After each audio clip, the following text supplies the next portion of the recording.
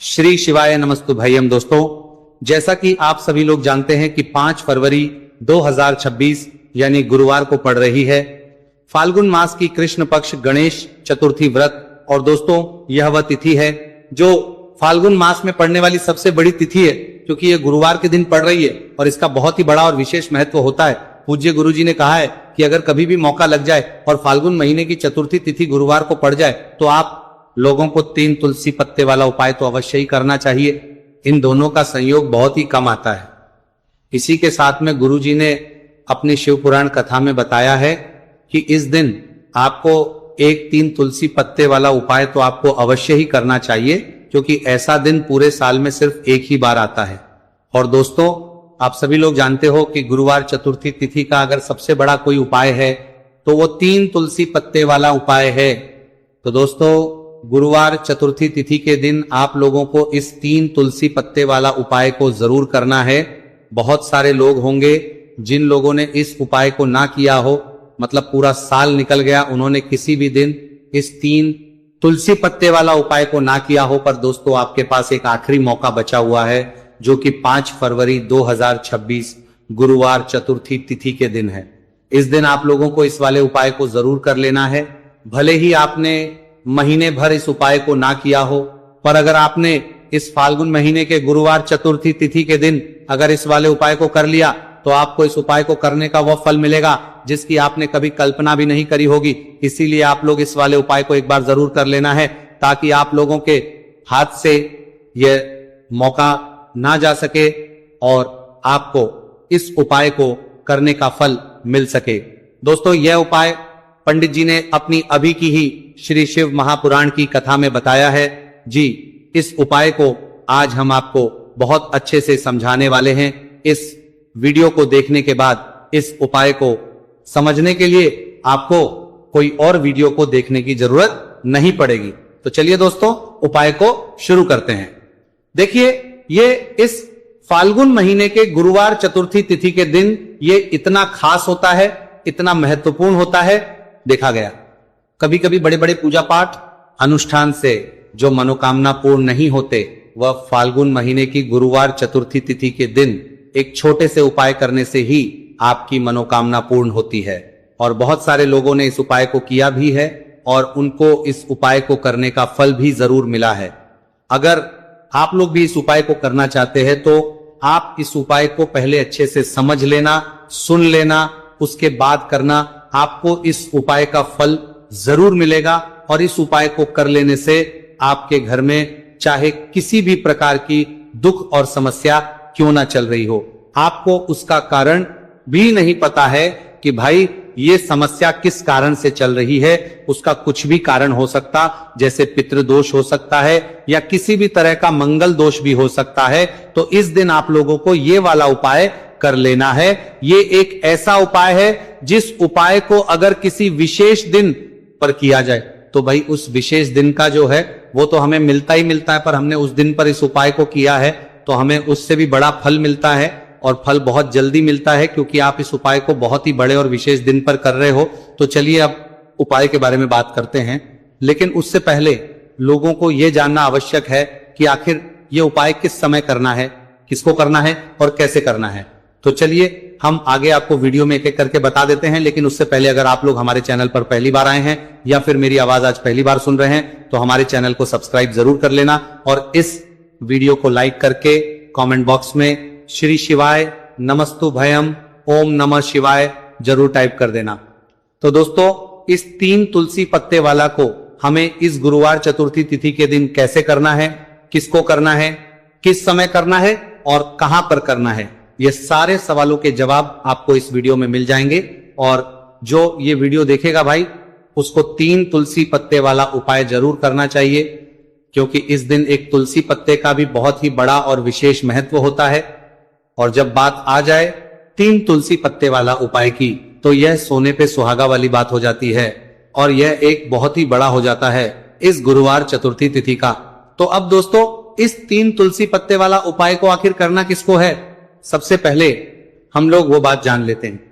तो देखो, घर की जो बड़ी माताएं बहनें होती हैं, उन माताओं बहनों में से कोई भी एक बड़ी माता बहन इस वाले उपाय को कर सकती है। और दोस्तों, अगर आप चाहें तो अपने घर में से सभी सदस्यों को भी इस उपाय को करवा सकते हैं। अगर किसी व्यक्ति की खुद की कोई मनोकामना है, खुद की कोई दुख और परेशानी है कि वह अपने लिए ही करना चाहता है इस वाले उपाय को, तो वह खुद अपने लिए भी कर सकता है। बाकी अगर कोई घर में से ऐसा है जो कि अपने पूरे घर परिवार की सुख और शांति के लिए यह वाला उपाय करना चाहता है, तो भाई वो भी कर सकता है, उसमें भी कोई दिक्कत वाली बात नहीं है। कहने का मतलब यह है कि इस उपाय को हर एक सदस्य भी कर सकता है और पूरे घर परिवार के सदस्य के लिए घर की बड़ी माताओं बहनों में से कोई एक माता बहन भी कर सकती है। माताएं बहन अगर घर में उपस्थित ना हो या वह ये वाला उपाय ना कर पा रही हो, तो फिर घर का कोई बड़ा सदस्य भी इस 3 तुलसी पत्ते वाला उपाय को कर सकता है, चाहे फिर वो पुरुष ही क्यों ना हो, उसमें कोई भी दिक्कत वाली बात नहीं है। उसके बाद में दोस्तों जो अगला प्रश्न निकल कर आता है वो ये आता है, इस उपाय को लेकर के आखिर इस उपाय को हमें किस समय करना है, सुबह के समय करना है कि शाम के समय करना है। तो इस वाले उपाय को आप लोग सुबह के समय भी कर सकते हो और शाम के समय प्रदोष काल में भी कर सकते हो। अब अगर आप पूछो कि भाई सब सबसे उत्तम समय कौन सा रहेगा इस 3 तुलसी पत्ते वाला उपाय को करने का, तो हम आपसे बस यही कहेंगे कि इस उपाय को आप सुबह के समय करेंगे तो ज्यादा बेहतर होगा। बाकी अगर प्रदोष काल शाम के समय भी करेंगे तो भी अच्छा होगा, उसमें कोई भी दिक्कत वाली बात नहीं है। तो अब दोस्तों जो अगली सबसे बड़ी और पूर्ण बात आती है वो ये आती है कि सुबह अगर हम उपाय को करेंगे तो हमें कितने बजे से लेकर कितने बजे तक के बीच में करना है, और शाम के समय प्रदोष काल में करेंगे तो हमें कितने बजे से लेकर कितने बजे के बीच में करना है। तो देखो, सुबह जितनी जल्दी हो सके आप उपाय को करने की कोशिश करना। बाकी अगर किसी कारणवश लेट भी हो जाओ, थोड़ी देर भी हो जाए, तो 10 या 11 बजे तक भी आप उपाय कर लेना, पर 12 बजे से ज्यादा देरी ना हो, ठीक है, बात का ध्यान रखना। उसके बाद में दोस्तों अगर शाम के समय प्रदोष काल की बात करें, प्रदोष काल का जो समय है होता है वो शाम के 6 बजे से शुरू हो जाता है, मतलब शाम के 6 बजे से लेकर 7 बजे के बीच का जो समय होता है ये समय प्रदोष काल का समय होता है। तो आप इस उपाय को 7 या 8 बजे के बीच में भी कर सकते हो, मतलब शाम के 6 बजे से रात 8 बजे के बीच में आप कभी भी इस वाले उपाय को कर सकते हो, उसमें कोई भी दिक्कत वाली बात नहीं है। तो चलिए दोस्तों जान लेते हैं सबसे पहले उपाय के बारे में, जो कि है तुलसी जी के पत्तों का बहुत ही चमत्कारिक उपाय। देखिए, हम सभी के घरों में माता तुलसी का पौधा अवश्य ही होता है। तो देखिए, हमें तुलसी जी के पौधे से सबसे पहले तो 3 पत्ते तोड़ने हैं। तो देखिए, तुलसी जी के आपको 3 पत्ते तोड़ लेने हैं, और इन तुलसी जी के पत्तों को तोड़ने के बाद आपको एक छुटकी हल्दी भी अपने साथ में लेनी है।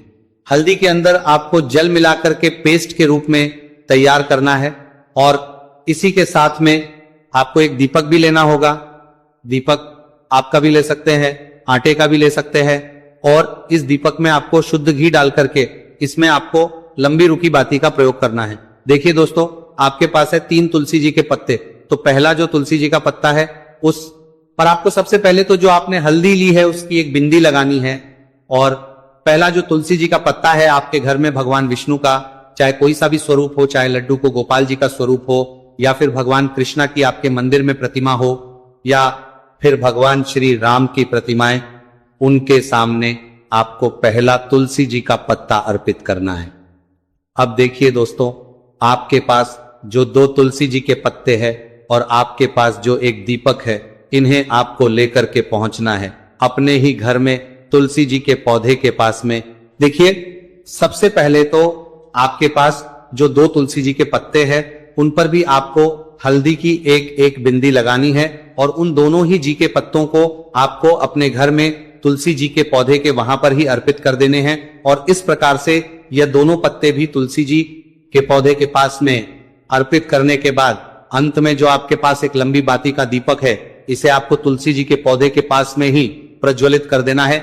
जो भी व्यक्ति अपने ही घर पर गुरुवार चतुर्थी तिथि के दिन इस प्रकार से तुलसी जी के 3 पत्तों का ये उपाय कर लेता है तो उसका परिवार हमेशा खुश रहता है, उसके परिवार में कभी भी कोई भी संकट उत्पन्न नहीं होता है, और यदि आपके घर में जो भी ग्रह क्लेश है वह भी समाप्त होते हैं। तो इस प्रकार से आपको ये पहला उपाय करना है। अब दोस्तों हम जान लेते हैं दूसरे उपाय के बारे में। देखिए, इस उपाय को करने के लिए भी आपको मात्र 1 लोटा शुद्ध जल लेना है तांबे के पात्र के अंदर, और इसी के साथ में आपको एक प्यारी सी और सुंदर सी बेलपत्र ले ली है।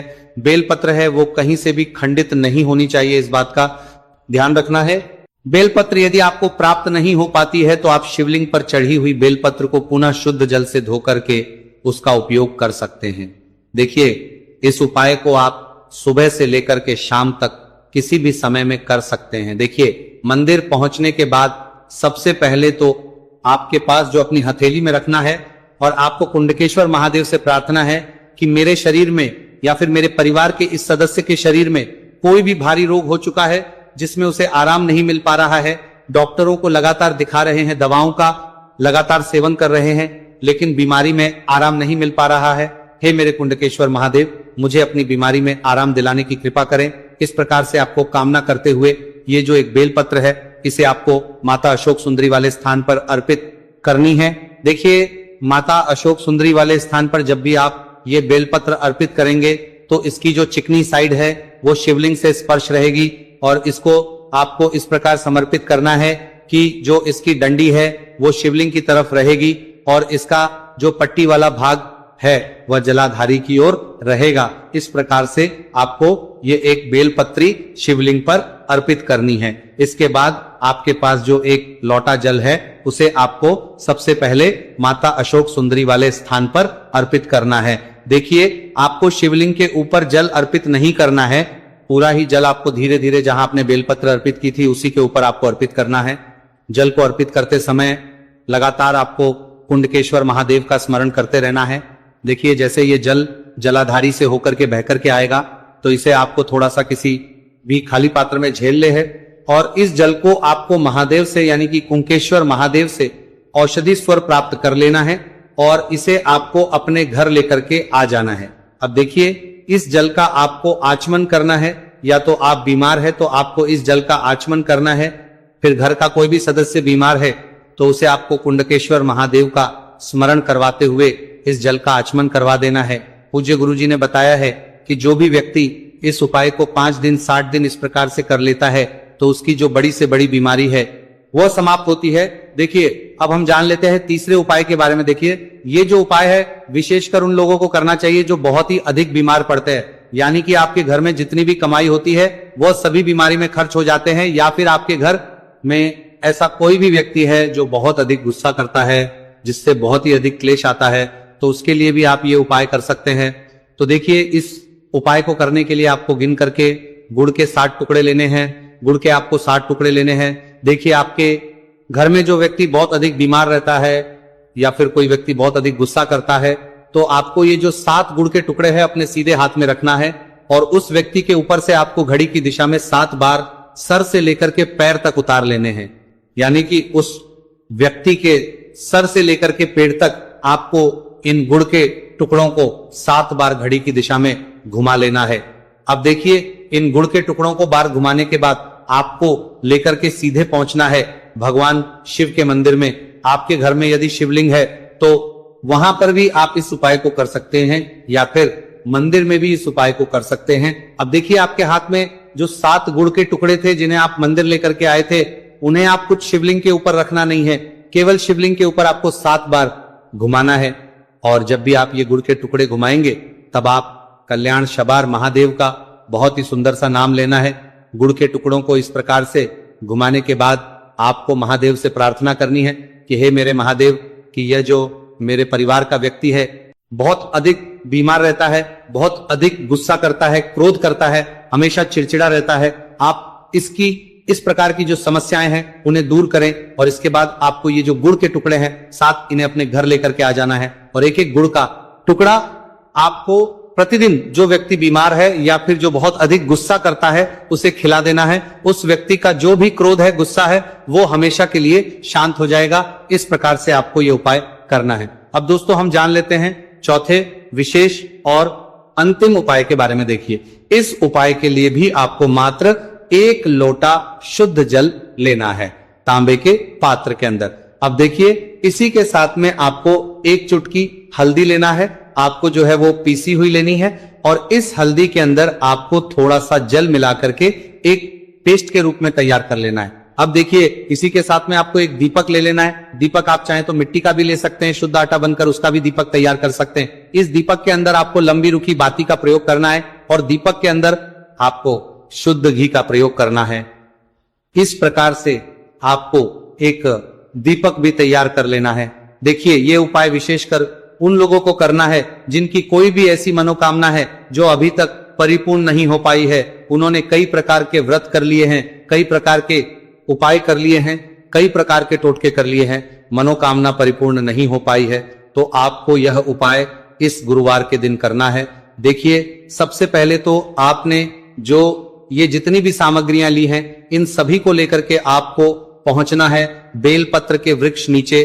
देखिए, बेलपत्र के वृक्ष के नीचे जो मिट्टी होती है, सबसे पहले तो आपको वहां पर इस एक चुटकी हल्दी से स्वास्तिक का निर्माण करना है। अब देखिए, आपने जो ये हल्दी का स्वास्तिक बनाया है, इसी के ऊपर आपको जो एक दीपक है लंबी बाती का, उसे भी रख देना है। ध्यान रखिए, इस दीपक की जो बाती है उसका मुख आपको उत्तर दिशा की ओर रखना है। इस प्रकार से आपको यह दीपक भी बेलपत्र के वृक्ष के नीचे रख देना है। इस प्रकार से आपको यह दीपक बेलपत्र के वृक्ष के नीचे प्रज्वलित कर देना है। अब देखिए, अंत में जो आप एक लोटा शुद्ध जल लेकर के आए हैं, उसे आपको अपने सीधे हाथ में रखना है और आपको महादेव से, माता पार्वती से प्रार्थना करनी है।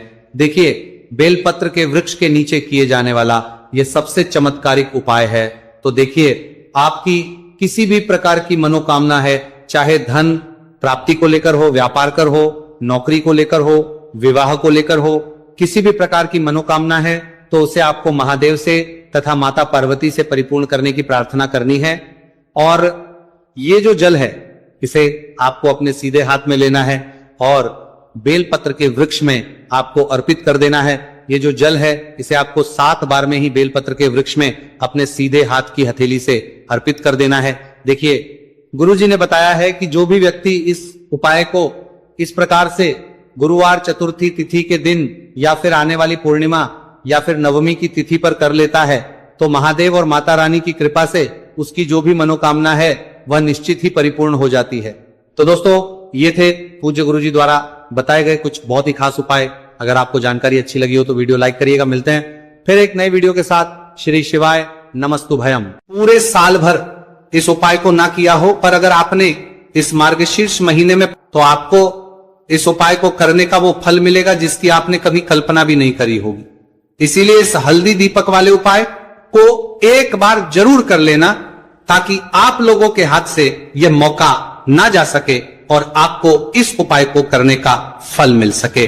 दोस्तों, ये उपाय पंडित जी ने अपनी अभी की ही शिव महापुराण की कथा में बताया है, जो इस उपाय को आज हम आपको बहुत अच्छे से समझाने वाले हैं। इस वीडियो को देखने के बाद इस उपाय को समझने के लिए आपको कोई और वीडियो को देखने की जरूरत नहीं पड़ेगी। तो दोस्तों, इस उपाय को आपको कैसे करना है, कब करना है, कहां पर करना है और उपाय को करते समय आपको किन किन गलतियों को नहीं करना है और आपको किन किन बातों का ध्यान रखना है, ये सारी जानकारी हम आपको इस वीडियो में देंगे। तो चलिए भक्तों, उपायों को शुरू करते। अगर आप भी चाहते हैं कि महादेव जी का आशीर्वाद आप पर सदैव बना रहे, तो वीडियो को लाइक करें, चैनल को सब्सक्राइब करें और कमेंट बॉक्स में हर हर महादेव जरूर लिखें। तो दोस्तों, यह थे पूज्य गुरुजी द्वारा बताए गए कुछ बहुत ही खास उपाय। अगर आपको जानकारी अच्छी लगी हो तो वीडियो लाइक करिएगा। मिलते हैं फिर एक नए वीडियो के साथ। श्री शिवाय।